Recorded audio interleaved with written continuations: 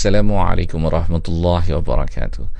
Harta ini merupakan satu fitnah, ujian ataupun cabaran, dugaan. Bukan semua orang diberikan kekayaan ataupun harta yang banyak, dan cabaran-cabaran yang harus kita tempuhi bila kita diberikan harta. Mungkin sekarang ni kita belum kaya, kita kata nanti satu hari aku kaya, aku nak tolong orang-orang susah, aku nak bina masjid, aku nak buat hospital percuma untuk orang-orang susah dan sebagainya.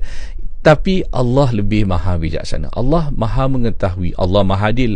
Allah tahu apa yang akan terjadi seandainya kita kaya. Mungkin sebab itulah kita tak kaya.